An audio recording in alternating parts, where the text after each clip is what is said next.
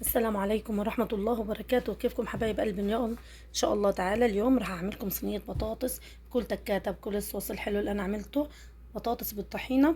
يلا نراضي جوزنا، لو كان زعلان جوزك تعالي نعملي له صينية بطاطس وراضيه زي ما انا راح اراضي جوزي باذن الله تعالى. يلا نبدأ بركة الله والصلاة على رسولنا محمد صلى الله عليه وسلم. يا حبيبي يا رسول الله، لساننا دايما يكون رطبا بذكر الله والصلاة على رسولنا. ما تنسوا اللايك الحلو منكم حبايب قلبي، بيسعدني وبيبسطني. يلا نبدأ بركة الله. راح نشوف الطعم. اللحمة بروعة روعة مستوية. نكهة الصوص نكهة الصوص داخل فيها كتير كتير زاكي وطيب خفيف. طعم اللحمة مبين معنا.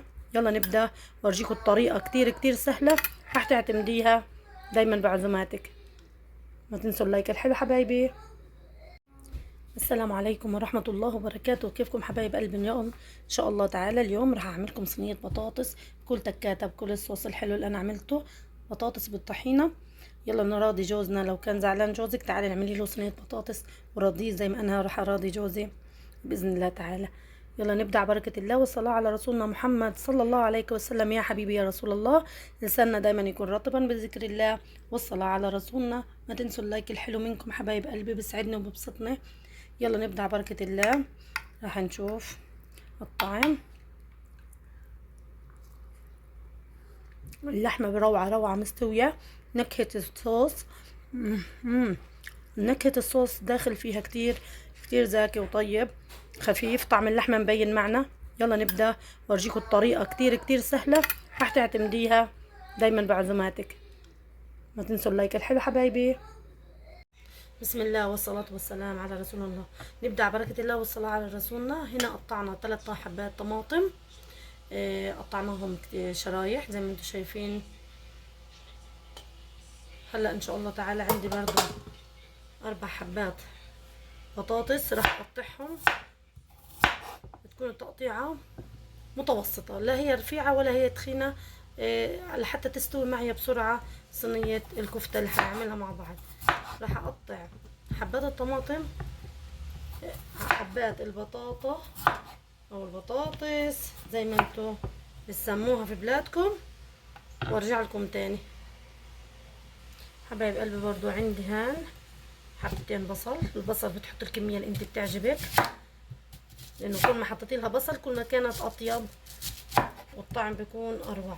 راح اقطعه بنفس حجم الطماطم، لا رفيع لحتى يتهري معي ولا تخين لحتى يطول ما يستوي معي، يعني الوسط. نفس حجم الطماطم نفس حجم البطاطس.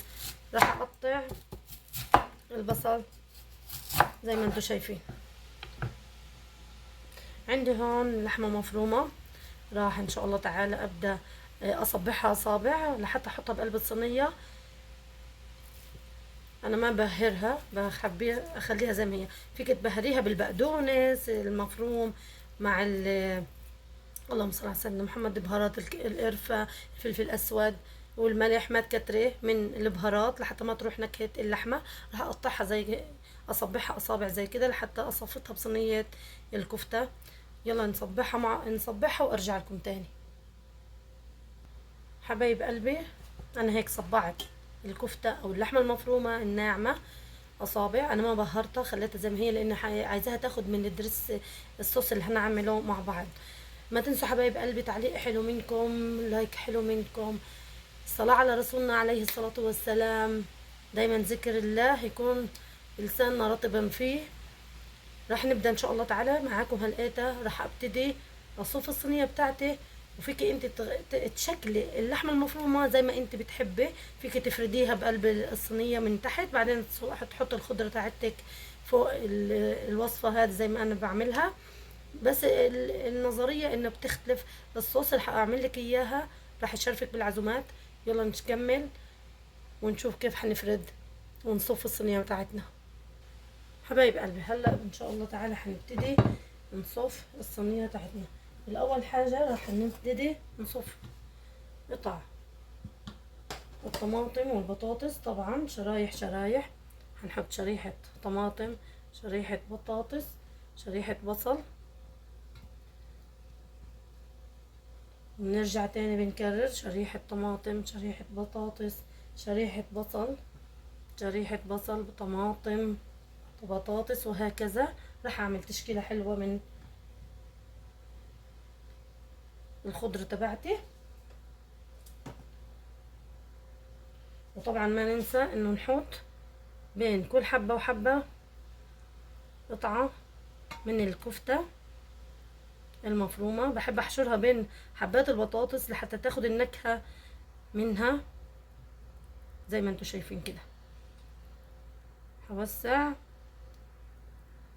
وابتدي ارصها زي ما انتوا شايفين كده بالطريقة هاي. راح ابتدي ارصها كلها وارجع لكم تاني حتى ما اطول معكم الفيديو.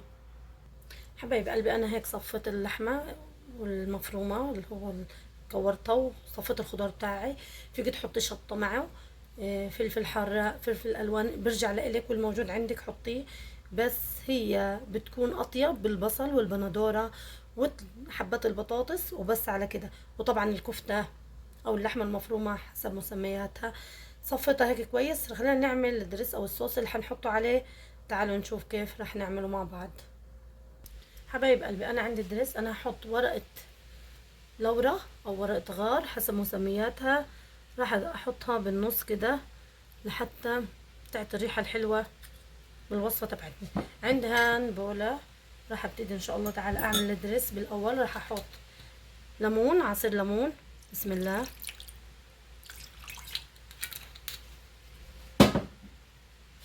هحط شوية من دبس الرمان، بسم الله، بعد كتير حلو مزازة معه. وطبعا عندي البهارات راح احط شوية صغيرة من رشة البهار، بهار الطبيخ طبعا، بس ما راح اكتر، قليل جدا. هحط شوية كزبرة برضو ربع معلقة، بس هيك رشة بسيطة تعطي النكهة. ما بدي اروح طعم اللحمة. عندي القرفة بحب احطها كتير خاصة بالصواني. وطبعا ما بنستغنى عن الفلفل الاسود، برضو رشة بسيطة من كل اشي، بس نكهة هيك بسيطة جدا. ما تكتري بهارات، خلي الطعم الطبيعي للخضروات وطعم الطبيعي للحمة تبعك يبين اكتر من البهارات اللي حطها. حتى رشة صغيرة كتير، معلقة صغيرة، شفت قديش صغيرة، من الكمون. في هيك وصفة لازم. وهلا راح احط المكون الاساسي اللي هو الطحينة، بسم الله. حط تقريبا 4 معالق من الدقيق الطحينة. وحبتدي احرك الصوص كتير منيح لحتى يمتزج عندي. شفت كيف الليمون والبهارات كلكعت عندي، ايه، جمدت عفوا الطحينة عندي. فهيك حخففها بالمية الدافية او السخنة او الشوربة اذا كانت عندك. حبايب قلبي انا هنا حبتدي اخفف. حطيت كوباية مية دافية او سخنة الموجودة عندك، حطيه حسب ما انت موجود عندك، بس الافضل دافية ما تكون سخنة كتير معاكي. وطبعا انا نسيت الملح، هحط ملح واظبط الملح. هظبط الملح، بسم الله والصلاة على رسولنا محمد عليه الصلاة والسلام. فيك تحط مكعب ماجي الموجود عندك حطيه حبيبة قلبي. عندك شوربة خضار معمولة او شوربة فراخ، شوربة لحمة، حطيها بدل المية اللي انا حطيتها كوباية المية. انا هيك وصلت للدريس اللي انا عايزاه. هلا حبتدي اوزع الصوص تبعي زي ما انتوا شايفين كده. هوزع الصوص تبعي. ظبطت ملح وظبطت بهارات، وبهارات خفيفة جدا. محمية عند الفرن 180 درجة. راح ادخله بالفرن وارجع تاني لكم. حبايب قلبي قبل ما ادخله الفرن لازم اغطيه لحتى ما تمسك معي البطاطا وما تستوي. انا عايزة البخار يحتفظ فيها لاني ما كترت كمية مية. هغطيها بالورق الالمنيوم وادخلها بالفرن. بعد كده هنحمر الوجه مع بعض.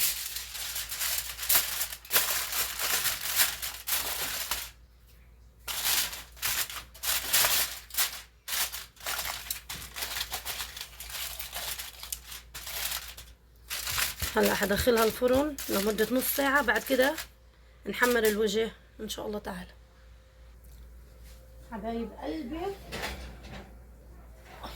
دلوقتي حطلعها من الفرن، ما شاء الله تبارك الله بتجنن. يلا نروح نقدمها. لا زعلان جوزك زعلان، زولك ظبطي حالك معه بالصينية هذه راح تفتح النفس، خاصة انه بحب الصينية اللي بطحينة اكتر من الصلصات الطماطم.